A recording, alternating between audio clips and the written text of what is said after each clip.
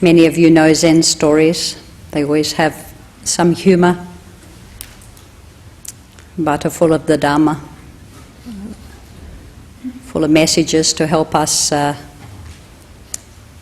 understand ourselves and our lives a little more, and hopefully bring some of this message into your practice, into your daily life.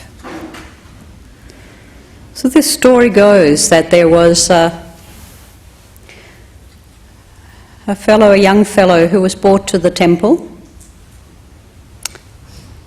He was a simple fellow, and his family thought perhaps the monk in the temple could help him develop, help him achieve some small interest in life, learn a few practical things in daily life, which to this stage he had not really acquired.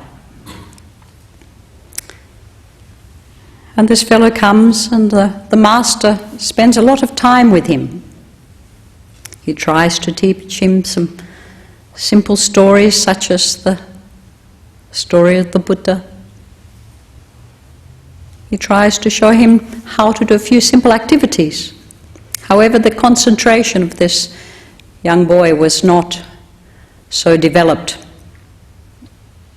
So whatever seemed to be taught was not grasped easily and was not put into practice. So the master was a little concerned, and he thought, well, how can I help this boy? And he decides to teach him how to make a fire. One of the daily activities in temples in Korea, especially in winter, is putting a fire under the floor, so the floors are hot. And one of the temples I stayed in, I had to make about 6 fires under various floors. It was my job. So I have quite a great empathy for this young man learning to make fires. However, he was more amused in playing with the matches or playing with the sticks. But as time went on, he did achieve to make a fire, and he would watch the fire as it burnt, because they burn for about an hour, and that will heat the floor for a day. And then he started to chop a little bit of wood and carry the wood. But still he was very distracted. A fire could take him half a day, nearly a whole day to make. Then one day he was curious. So many people came to visit this master, and the master would sit and talk. And he thought, I wonder what he tells them. What is this Buddha? What is this teaching all about? And he goes past the master's room, and he hears the master talking about the Buddha as being Shin, which is like the mind. But in his simple language, Shin means shoe. And he couldn't understand why his wonderful, beloved teacher was calling the Buddha a shoe. And this became a parable for him. It became a quandary. He would look at his rustic straw sandals and think, is this a Buddha? He would look at sandals in front of the room and say, how can this be a Buddha? And life went on. But the master started to notice his engagement in making a fire was becoming quite skillful. His curiosity about the fire and how wood burned to create heat started to take on an actual inquiry, an actual perception of interest. He started to chop wood with more skill. He packed his backpack. We used to have what is called a jiggy, a backpack that would carry the wood. He packed this really well.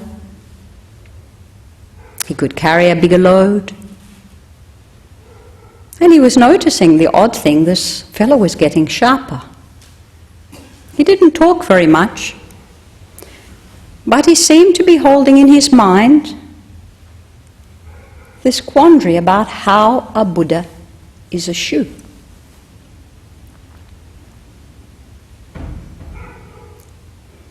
And one day when he had filled his backpack full of wood and he was carrying it to the fireplace, he tripped over a rock.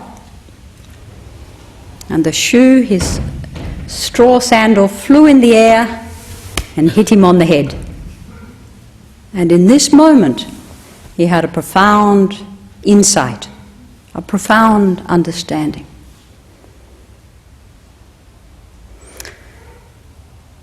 And he was so humbled by this understanding, he fell to the ground, kissed his shoes, hugged his shoes, and he put his shoes on his head, and he went to his teacher, bowed to his teacher, offered his shoes to his teacher, and he said, "Who would ever know, how could anybody ever know that these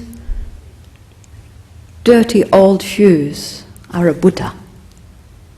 And of course his teacher had no idea what this simple fellow was talking and thought he was completely crazy, you know. But it's an interesting parable because it has many deep insights in it. I mean, in many ways we are a little like this fellow, often stumbling in our lives in some aspect, bewildered and confused by some of the depth of the Dharma, some of our teachings that we cannot really understand, you know. We hear Buddha's teachings all the time,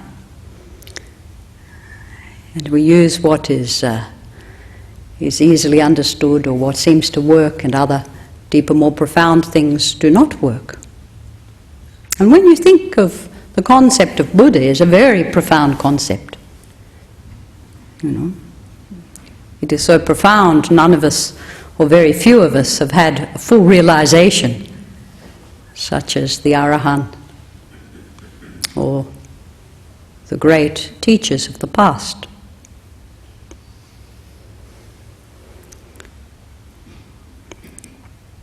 When we go about our daily lives, we are so absorbed with our desires, our attachments, our interests.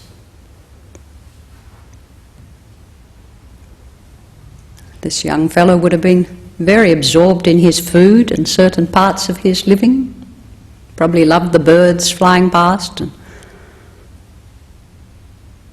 absorbed in the little insects that jump here and there, absorbed in the flames in the fire. Our attraction to our senses, our sensual realm, is a very powerful one.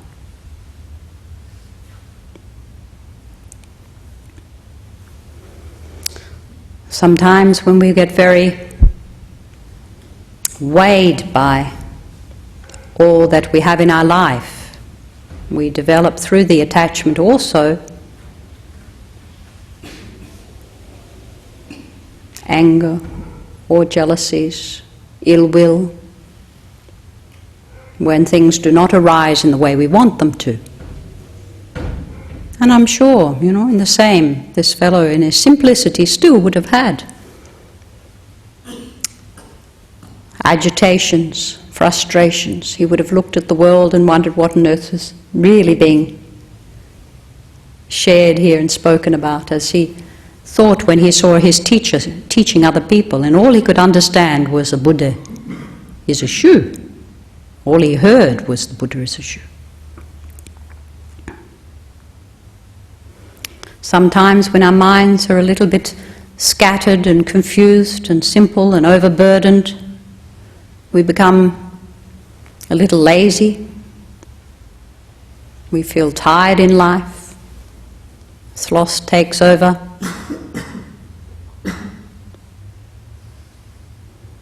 For some of us, you know, all these things are impounding on us all the time. That's often what brings us into wanting to do meditation, to bring more clarity, more energy.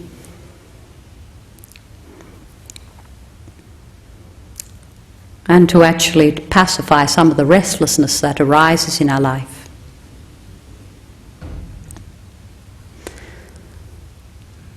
However, this question he had created what we would call a great doubt. There is skeptical doubt, which is the fifth of the hindrances.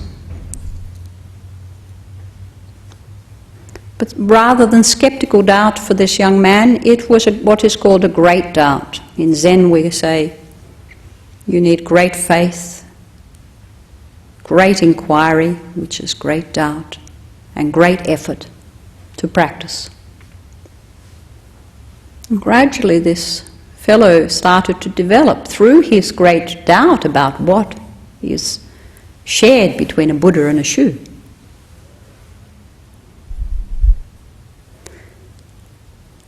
And that all the little minor confusion started to fall away. Whatever had made him not comprehend in life simple things started to make his mind much clearer, made his eyes clearer, his ears clearer. His taste and touch would have been sharper. So when he looked into the flames of a fire, he would have been burning some of these confused passions, confused developments of his mind. And so his mind would have been much brighter, much in the moment, much more in the moment, less in skeptical doubt and more in the great doubt. And then when this moment of touch happens, it would be a sound and touch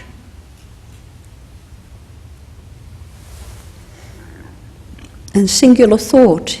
His whole being is penetrated in this moment into a place they call the great emptiness, the great disillusionment of all that we know as it is dissolved.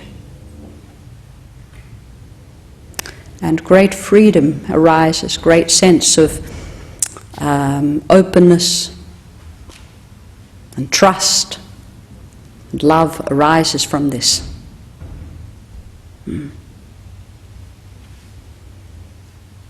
I know when I was a novice, there were so many things that were very new to me. I didn't know the language.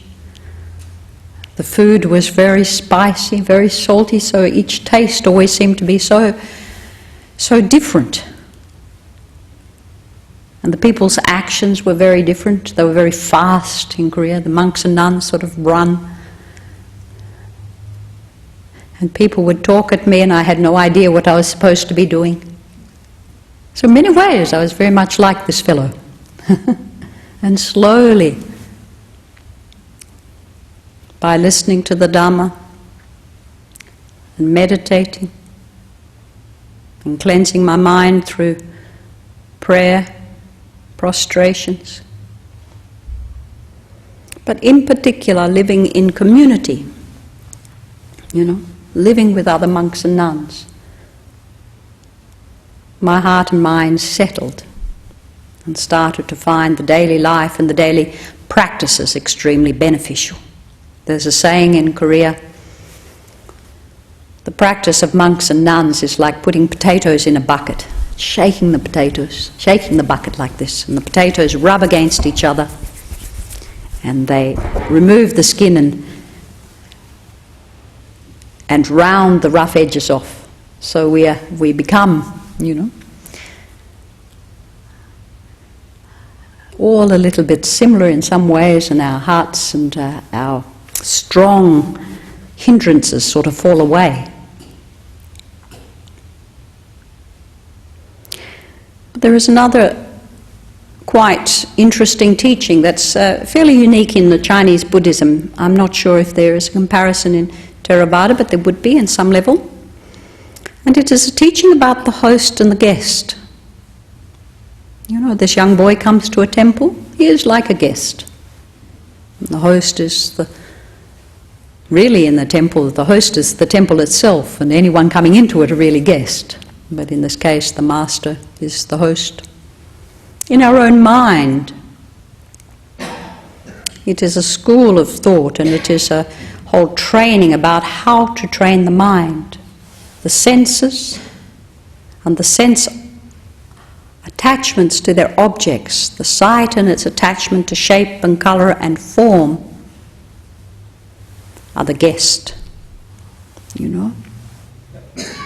They come in to, as a sight touches its object, you know, a moment of consciousness, the sight consciousness, it burns its object, it devours its object.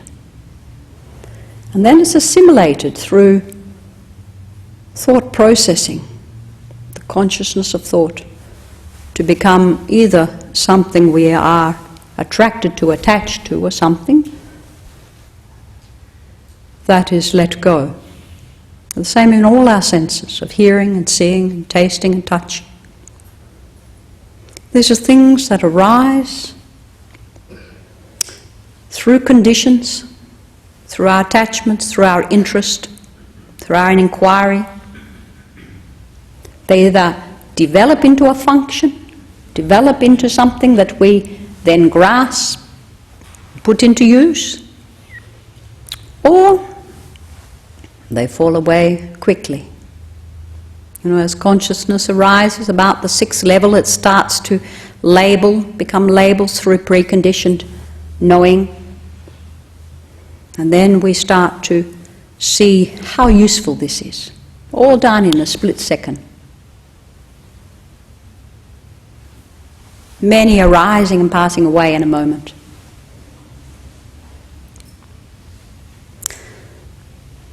So these are all like the visitors to our home.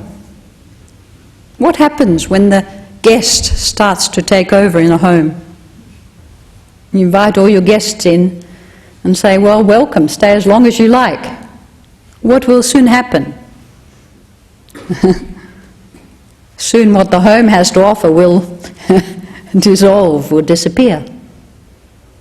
So when we put too much into our mind, through our sense doors, what happens? We start to have an erosion of mind.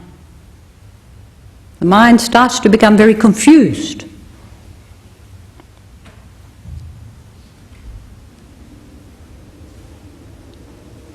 The host starts to get very unhappy. Or the host leaves. Sometimes, you know, all the guests take over and there's no one home. So in the host and the guest teachings, we need to know what it is that's the guest that is coming in and out, and who is the host. What is this fundamental, pure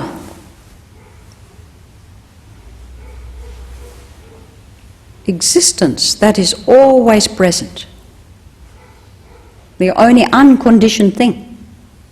What is it that can allow everything to come and go? It's because we don't understand this relationship. We have not seen the purity of our capacity and the capacity of our heart, our mind, that we have invited the guests in so freely. So through meditation we start to see, okay, what is a useful perceptions? What is it I need to view? What is useful sound? You know, endless gossip and endless harsh speech only agitates our thoughts. What are useful thoughts? Such as taste, touch. What is useful in these things? And how much is too much? How do they arise? Where do they arise from?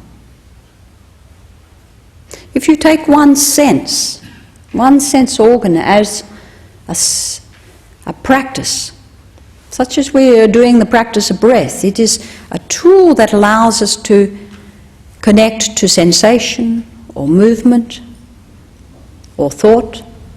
It's just a tool. If you sit and look at a candle, the light of a candle, it becomes a tool to understand, the perception, the consciousness of perception. But if we take one of these very useful objects of concentration and we develop our awareness on this, then we start to see very clearly who in this moment is the guest and who is the host. Where something arises, how it arises, when it passes away, how it passes away, and what is left when things are left to rest.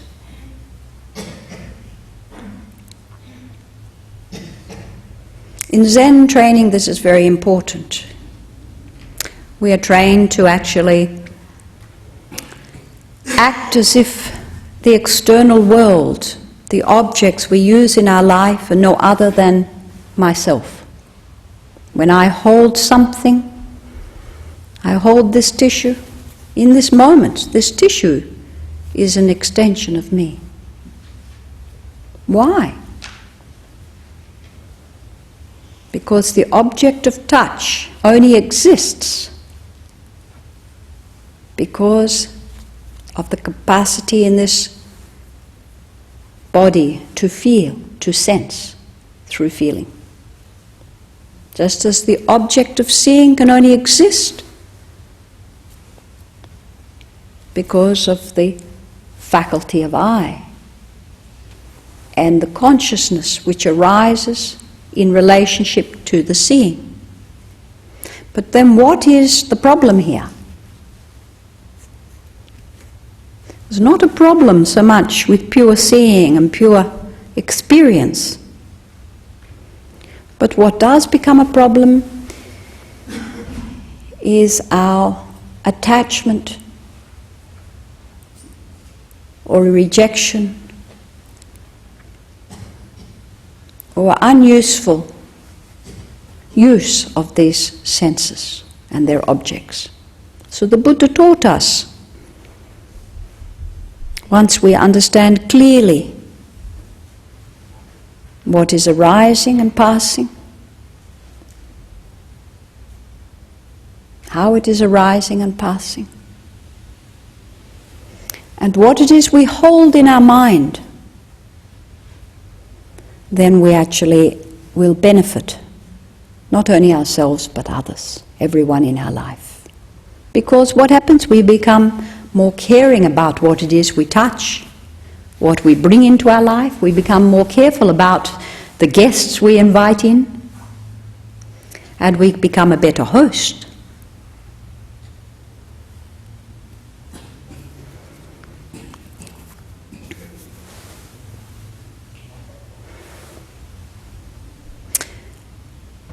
The problems are not so much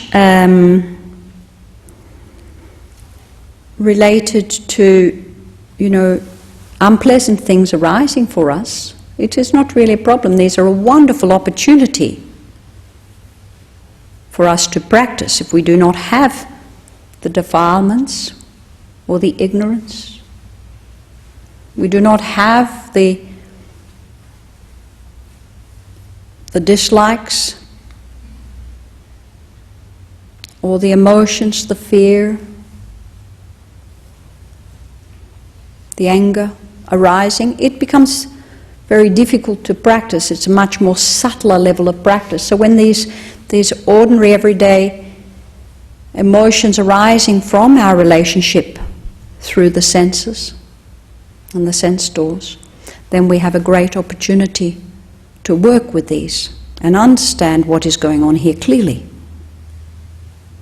So going back to the story, as this young fellow was developing through concentrating. He used this tool, this question, to concentrate his mind. In Korea we use what is called a hwadu. Hwadu means it's the core of a Zen tale, the core of a koan. It's the basic story, the essence of the story, you know, the who am I, the what is this, the whys in a story. Now you may have your own story, but if you held on to one story and you hold on to that essence, you'll find a lot of unnecessary things start to fall away in your life. There's a wonderful story which I was sharing with the nuns the other day, a true story of a woman in Korea. And a master told me this story. And it was a woman who, you know, as mothers and wives and other family members do, have a lot of problems in her life, you know.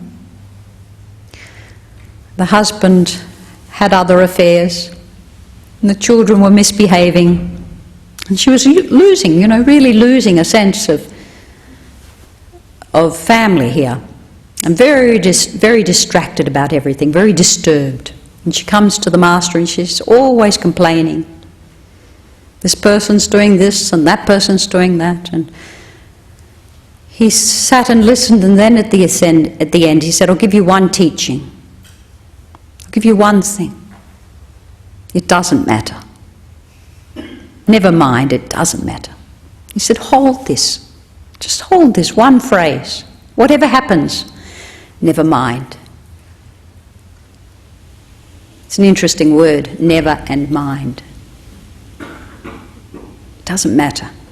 And so she goes home and she's holding this practice. First it was a little hard, you know, she still got distracted and got angry with the husband or the children. But then slowly, you know, she started to notice they were doing whatever anyway. So it became, doesn't matter, never mind.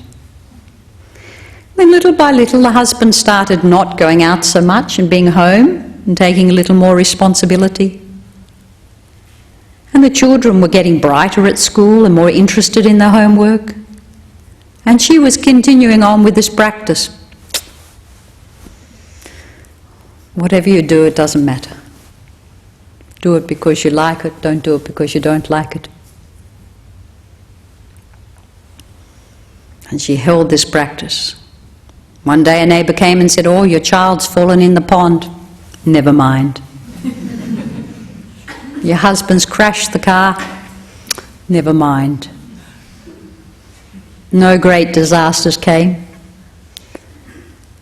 And then one day she was frying pancakes, threw the oil in the fry pan, and as the oil spattered up,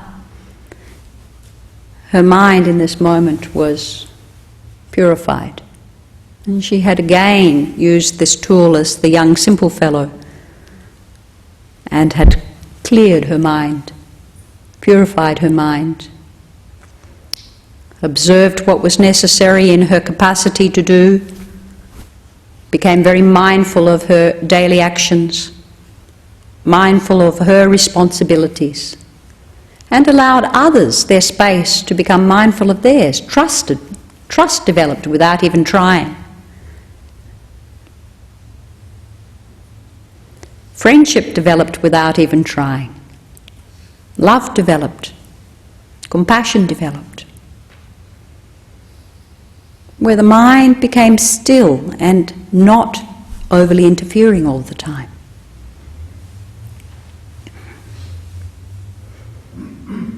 So in a similar way, this young fellow, you know, started to do things in a sensible way, cut and stack wood in a proper way, make a fire in a proper way, start to see himself as the fire, as the wood, as the earth he walked on, as the air he breathed. This is the practice. Monastic practice is quite simple, actually. We are given out of the great benefit of your generosity, the capacity to simplify our lives. See the time to take a meal as a very precious opportunity to practice, each mouthful, each taste. allows us the opportunity to experience fully what is happening through the sense of taste, through the sense of smell, through the sense of hearing. Once I was sitting in a forest and I was doing this counting of breath, and the counting disappeared. I was just breathing deeply, it was just one that became part of the air. A sound and breath, a sound and breath. And this big wind came, and it was just part of this sound that just went on and on and on and on. In a moment is a very long time. Another moment that adds to a moment, adds to a moment, adds to a moment. It may have been a very short time, but in the appearance, outside of time, things can seem to expand or exist forever. It's a very, very long time.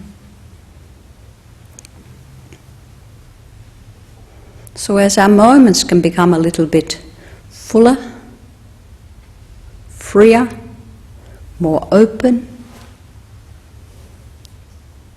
we become generous.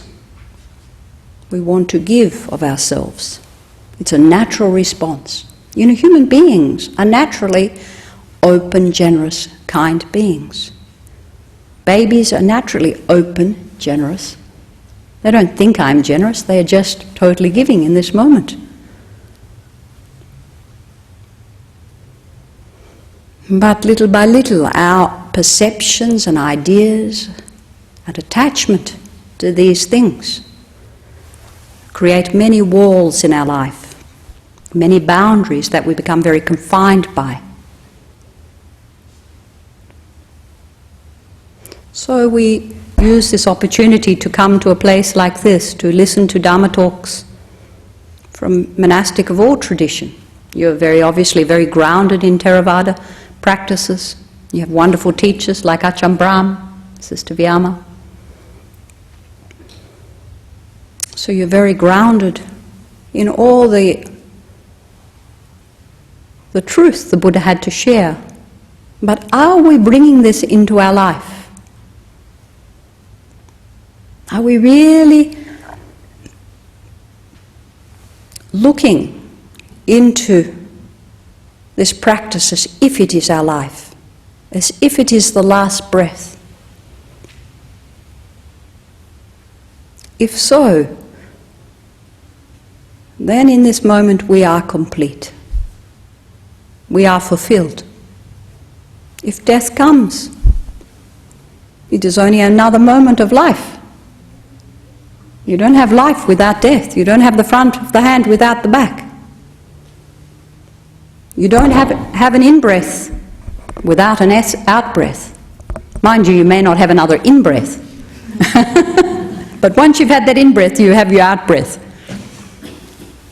So there is that opportunity with every in-breath to live that fully. There was once a woman in an iron chamber, and when asked how she could bear to just be constantly confined in this way, she said, when they open the window and the breath just passes across my cheek, I am so happy to be alive and to be here. Gosh, how often do we experience it in that intensity? Every moment is a great opportunity to hear, to see, and a great opportunity for us to share this very short time together. So I think it is time that if you have a question, something that you would like to ask or like to share, please.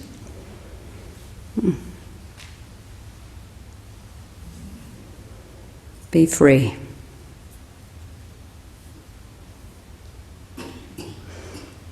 If no one's going to talk, I can give you one other little story. It's a slight flip side of the one we've just had. This one's a Japanese one. And this is also about a simple fellow taken to a temple. And his parents, in trying, because Japan is a very tight society, very, closed society, so to have a child born not quite so perfect can sometimes be an embarrassment in some parts of society. And so they have this fellow, and after a very short time they realized they could not train or teach this young boy, so they take him to a temple. But in the meantime, out of their embarrassment, the couple go off to the woods to practice, off to the forest. And this monk spends his life. He does what he can, everything he can. And every time he turns around, this young boy has got his hand full of biscuits or crackers, chomping on them, with a big smile on his face. The monk holds his hand and shows him how to sweep, and holds his hand and shows him how to polish. But then goes the hand towards the crackers, fills his mouth. His eyes only see food. And as the monk gets older, he's starting to worry, who's going to look after my temple? And who's going to look after this poor fellow? Who's going to love him as I've loved him? Dress him and wash him. And he's lying on his deathbed and he's thinking, my goodness, what is going to become of you?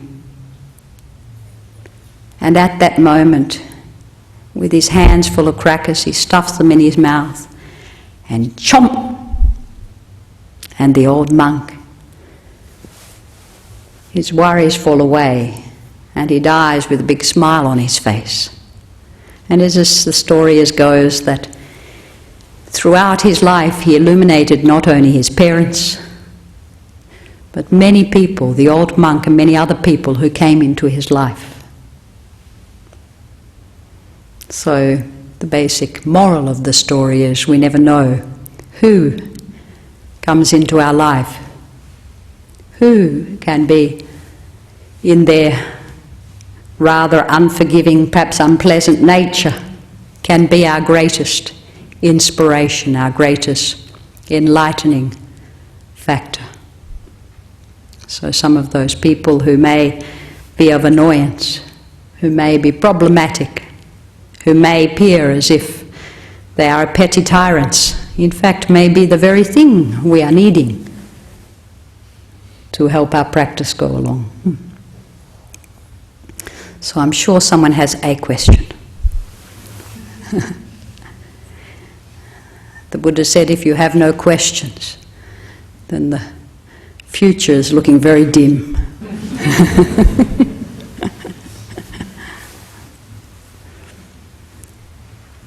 It may sound a little different. The Zen style of speaking is a little different, yes. Sometimes we can be more analytical, sometimes we share through stories and experiences. It's a practical tradition. We learn to do things in a very practical way. We see life and action as not separate. Each action is complete in itself. And each existence arises anew all the time. Yes?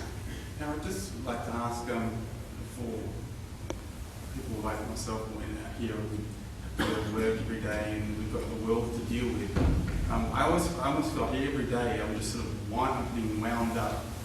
My whole mind is sort of wound up and sped up, and then I'm trying to unwind it again. Winding up, unwinding out. I feel like I'm not really going anywhere. Yeah. Sounds like an old clock.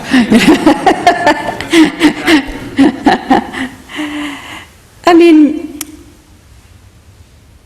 I think in life we have to start to, as you start to practice, some of your choices for action become a little clearer, so they're not so habituated. It's like, as I mentioned in the breath, you might look at the whole length or the cycle or some aspect of it. But actually, when you come back to it, it's not so much as a beginning or an end. It's a process of many experiences. And some of them we do, in a very smooth way. They seem to come to us easy, and we fulfill that, job quite easily.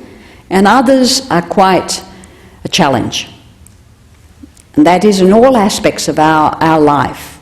Because our life and our relationships within our life, other human relationships or family or friends and so forth, or colleagues, is one aspect. But the material is another aspect. Time is another aspect. All these aspects in our life, we need to develop some sort of equanimity that engage them in a way they are bringing more harmony and more peace into our life. Now, if our attachments to our loved ones are very, very strong on one level, and we are really challenged on another level to meet the material needs of, our family existence, then sometimes there becomes many problems in our life. And we see things in a very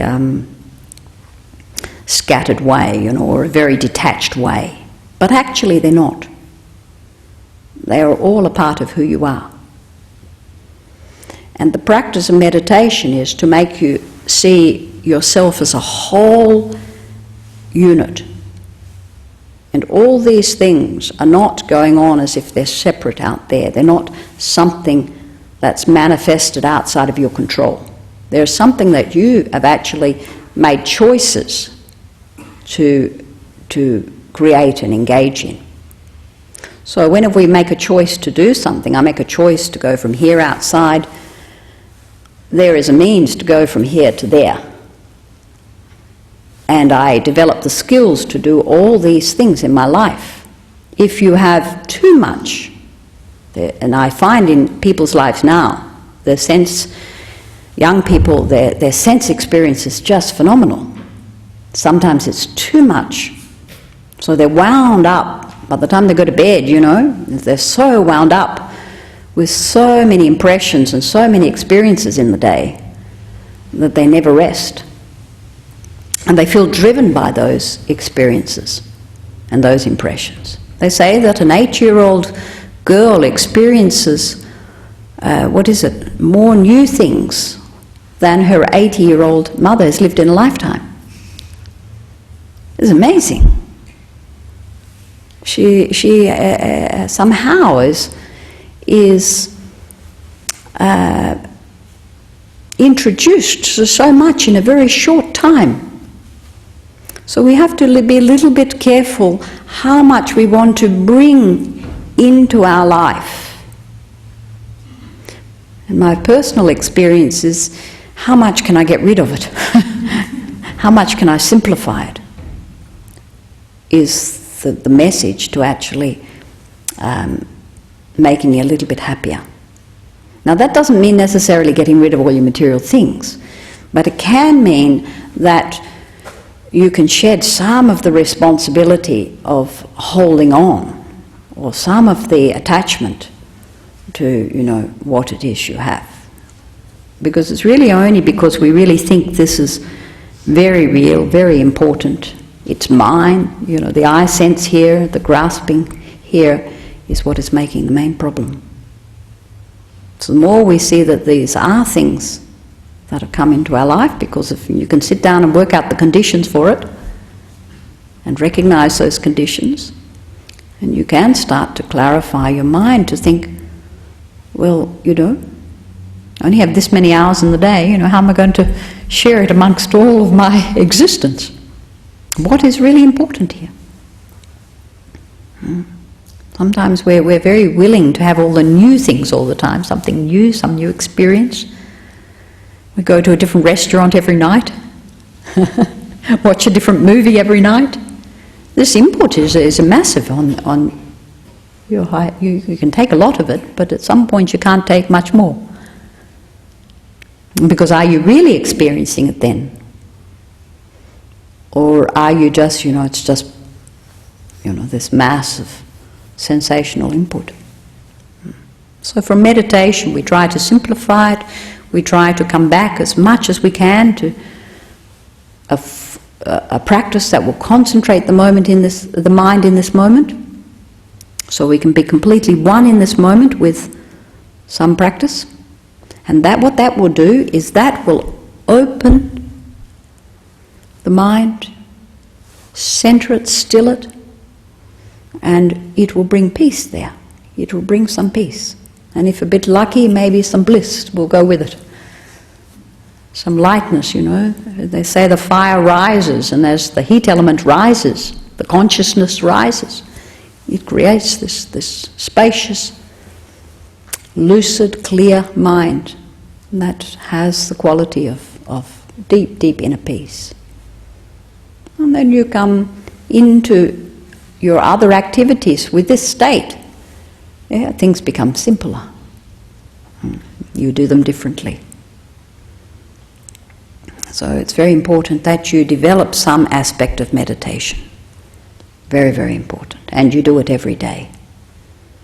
Everyone that I've known who has started meditation, or any of my students who have come, even for a short time, I see a difference, because what they start to do is they start to feel more solid about themselves, more confident, more centered, more still, more present. And that grows more deeply on many levels. It's okay. Any more questions, concerns? I was wondering if you would mind talking about when you were saying with the tissue that it's an extension of your body, and that what you perceive through your eyes is an extension of your body, and that you have a still kind of knowing core. How does then talk about how you know whether anything else exists when you are not perceiving it? Ah, it's a very good question. You don't. Just sit myself on this cushion again. Now, I mean, there's a number of questions being asked here. One is, most of the objects we see, we have already preconceived the seeing. You know, we have an idea, prior seeing, about what it is we are seeing.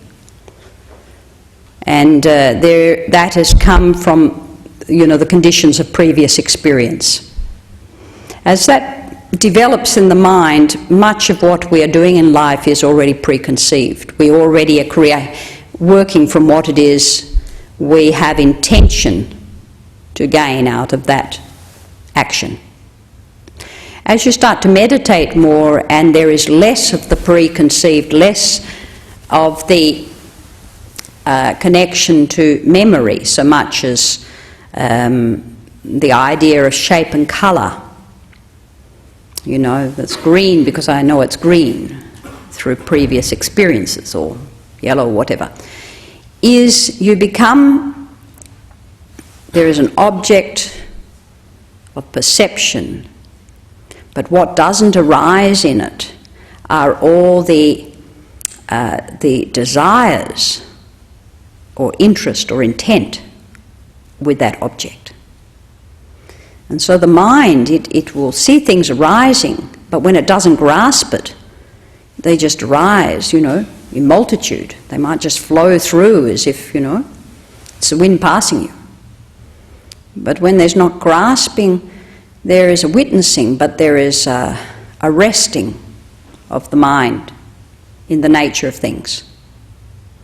And that knowing is a deep knowing that you and that you are perceiving are not separate.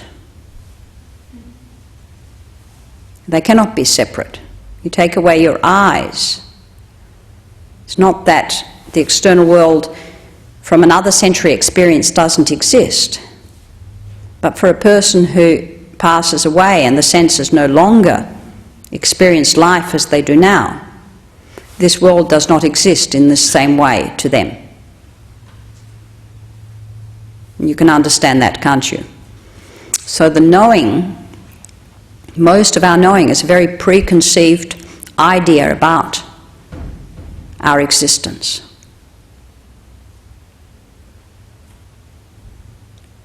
So as something arises, we start to become aware of the mind that adds an idea to it,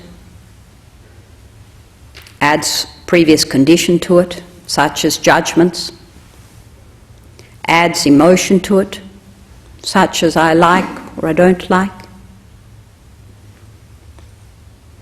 And it may even store that information for future use. But if it rises very purely, as you may have in an experience where in meditation, when the mind in deep samadhi or deep concentration, the mind just is poised in the moment of arisal, which is what we call the state of unborn.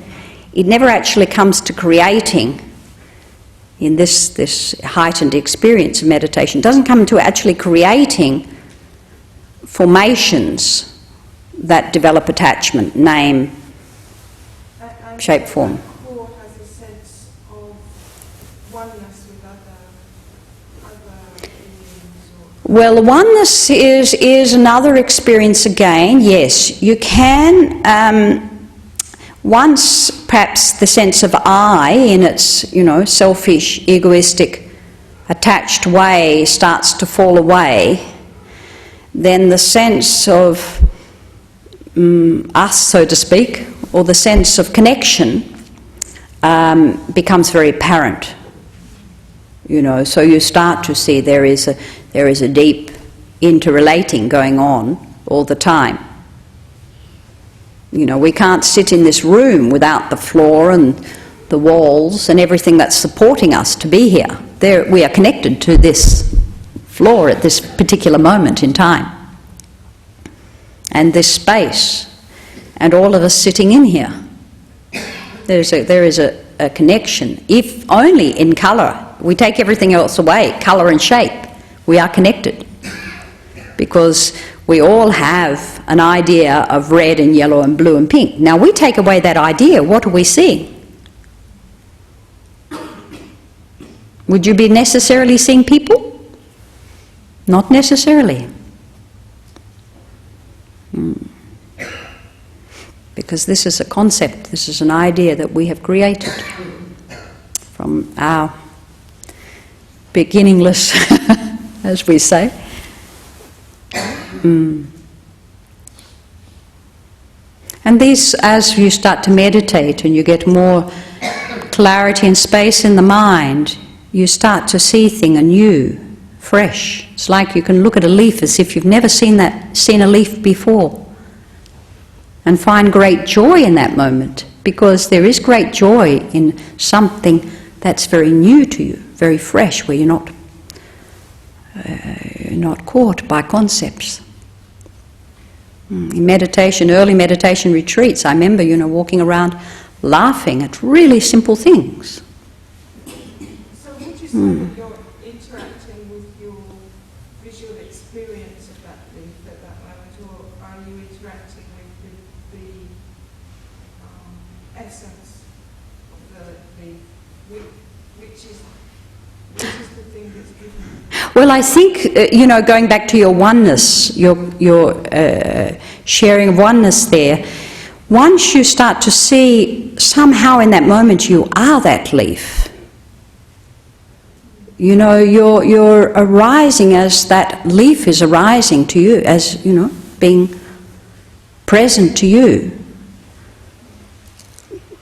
then this experience is a beautiful thing, I mean, you can see it as a photographer can see to some degree. A scientist can see this to some degree. A doctor working with patients empathizes with the patients to some degree because he sees his own humanity in that moment and its limitations. It may not always be joyful, but through our deep experience of who we are, then we deeply experience life in a very beautiful and creative way. And a unique way. No two moments are ever going to be repeated here. Yes. And a very caring way. So when you do experience life in that way, you know, the ground you walk on is something you care about. The air you breathe is something you care about. Nature itself, this is the Buddha's enlightenment, was all about his connection to nature. I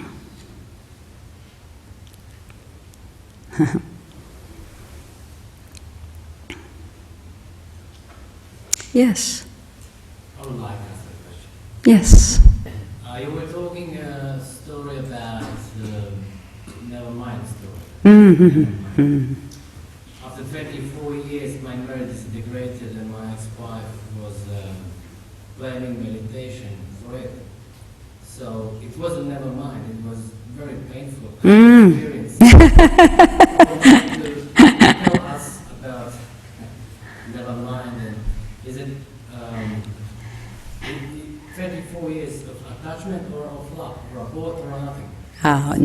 No. Now, in this case, Nevermind is a practice to, unbind some of the complexities of attachment, in the sense where it's painful because of our delusion around our attachments. So then you have to somehow find something. It was a particular practice that worked for that person in that case. In your case, no, of course, you know, you have had so much experience and so much interconnection, so to speak, so many things you have shared, you know, possibly children, you know, all your reality together has been something that has held a lot of love and a lot of very precious moments. I mean, that they cannot be taken away, even though you may be angry or upset or have emotion that is not continuing in this moment. They have existed for you in their time. That is still within your memory. So there's attachment? Only it's attachment, I mean, it's experience for what it is. It's attachment if you regurgitate it and manipulate it and you know, use that in some way that creates unwholesome states of mind for you now. So when we are attached to something, it is going to create some barrier to us being more open and more accepting and more understanding. This is a problem with attachment. You know, I hang on to this. Until I let go of it, I can't touch anything else. I have no hands to hold on to anything else. This is a very simple analogy here. So when we hang on to something very tightly, it either gets smothered through our excessive love or excessive attachment, and it often means there has not been enough understanding, enough perhaps listening or perhaps reflecting. We have held on to an idea too tightly, or an ideal too tightly, that in fact it dies. So when we hang on to sometimes the past, we are not able to live in this moment. We're not able to create a future that we want through our attachments. Okay.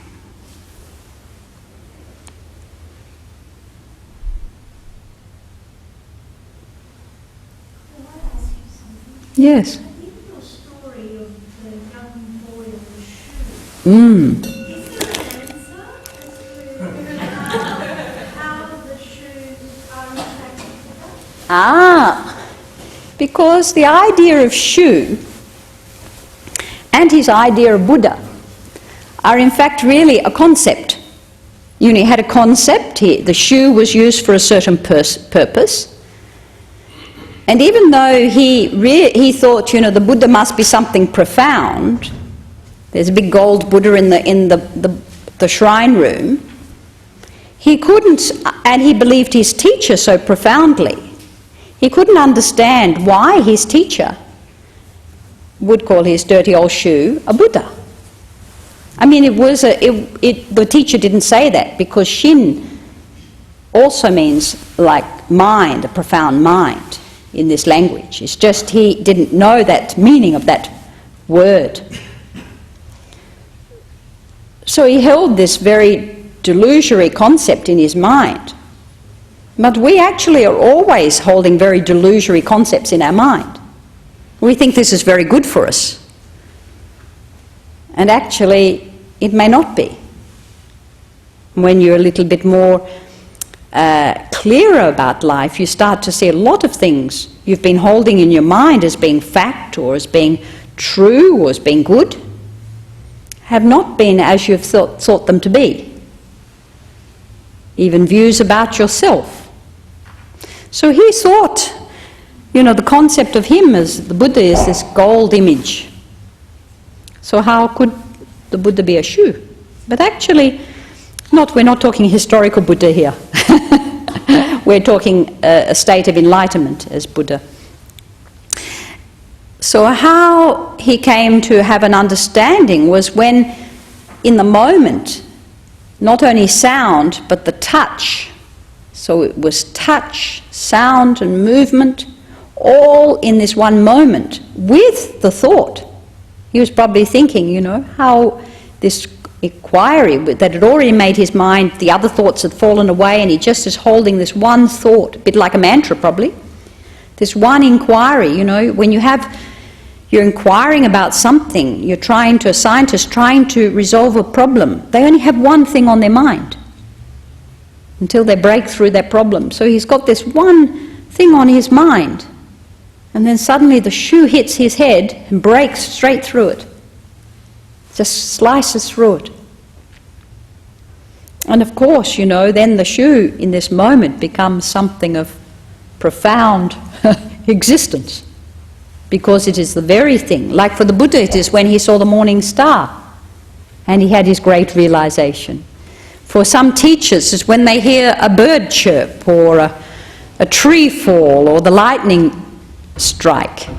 Whatever it is, that in that moment the idea of any separate self or any separate existence falls away. There is just that, whatever that is. And in this case, it was the pain of the shoe on his head, or the sound of the shoe on his head. So sometimes when you're sitting in meditation, especially in Japan, where I practiced for a while, and you start to dream a little, the next thing you're getting this big whack on your shoulders, to wake you up.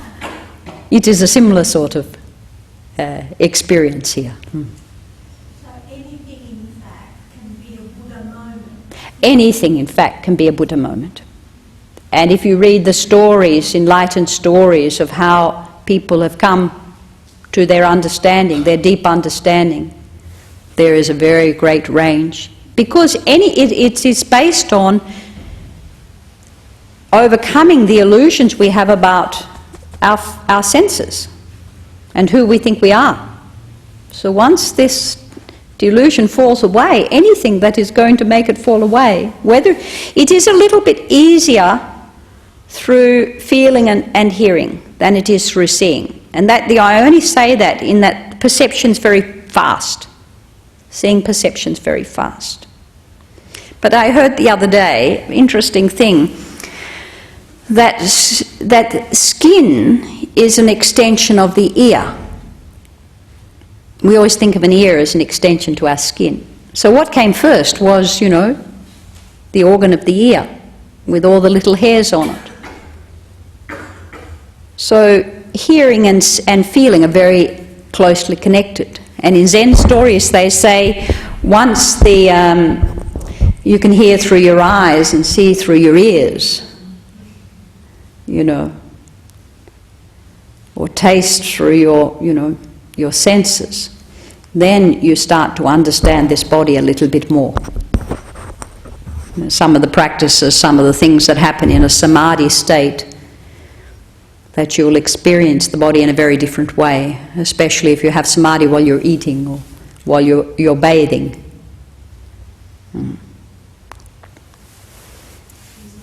Yes? It's a really quick question, because that's your interest. How far between the fire and the floor? When you're building the fire? Do you want me to make you a map?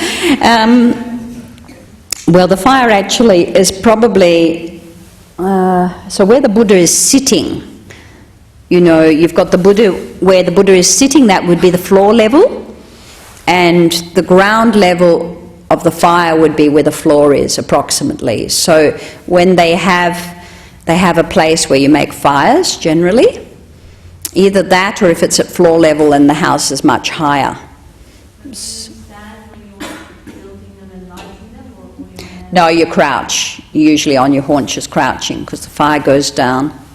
And they put a fire in one temple. We didn't have a lot of wood, but we used to burn a lot of grass. So we had these sort of bamboo grass that grew in the mountains. So we'd cut the bamboo grass into big, you know, a stack like so big, and we'd feed it in very slowly. So you'd burn it, and as you fed it in, one stack, you know, would heat the floor for the day. So usually one pile of, you know, 10 pieces of wood would heat a floor for a day. Somebody can sit there and just feed it through. Yes, at the time I was doing all the fires, I was feeding stacks of this bamboo wood. But in my other hermitages, it was mostly ordinary wood that I fed into the fire. But it is a wonderful thing. You sit and you're watching this every day, you know, just watching this fire burn down, because you watch it, you know. Yes. Oh, one more. Yes. There seems to be a lot of emphasis within Zen Buddhism about this final spark, or the Kensho, or the awakening. Give you the Yes. the final clarity. Yes. As opposed to if you actually do have any kind of, say, meditation development, you think of an incremental approach, like a drop of water in the bucket. Yes. eventually Yes. full. Yes. So how do you compare that kind of approach in what you think about meditation as opposed to? Actually, the spark is very rare, and the majority of practice is the drop in the bucket. There are two major schools. There's actually 4 schools in Zen, and I think you will find the same in the other schools of Buddhism. There is definitely in the Tibetan school. You have, and it depends on the capacity of the individuals. You have some individuals like the Buddha who have practiced, you know, tremendously in past lives, have probably had, you know, a number of major awakenings. So they may, you know, be a Sotipatthana, even maybe a once returner, and they come back in this life and there's this meet a teacher and there's a spark and there's a flash, or they meet the Buddha and hear one sentence and they awaken. So that is really the sudden, what we say, sudden enlightenment, but it may be what they call gradual cultivation. So they may have a spark, you know, you meet a teacher, feel this great, you know, compassion arise, this great freedom arise, be very inspired, and you go to a temple, you know, for the next 50 years and you start to cultivate, you start to learn about the Buddha, you start to put this into practice, do the practices and develop concentration and insight. That is the instant awakening, but it's got a slow cultivation because it's not complete. It's only if somebody has, such as the Buddha, comes back and has this massive, you know, realization, then this is called complete enlightenment. But generally, it's even going to be gradual. You'll come into a temple, for the majority of us, myself here, come into the temple and, you know, you listen to the Dharma many, many times from many teachers and read many texts, and you have a little bit of, you know, there is a little refining going on. Yes. But I think the Zen stories are wake-up stories, really. You know, they're pick-me-ups, they wake up, they inspire you to you know, get a move on, hopefully. Thank you. There's someone down there, yes. I'm a bit curious about the outfit you wear. You've got the Mahayana grey. Yes. No, this is called a kasa, yes, because in the Buddha's time, you know, they wore the kasa. I actually have normally a big full robe, which we use for ceremony, and I didn't know I was coming here to give a talk tonight, so I may have bought it, but normally in the Mahayana countries, they have, depending on the country and the culture, they have some development of the robes from their culture, such as this robe, and then you have the traditional Buddha's kasa, the outer robe of the Buddha. Because in cultures like Korea, Japan, China, it's very cold. These robes, you know, they didn't survive in this culture. So as Buddhism has developed in Tibet, you know, they developed with their cultural dress.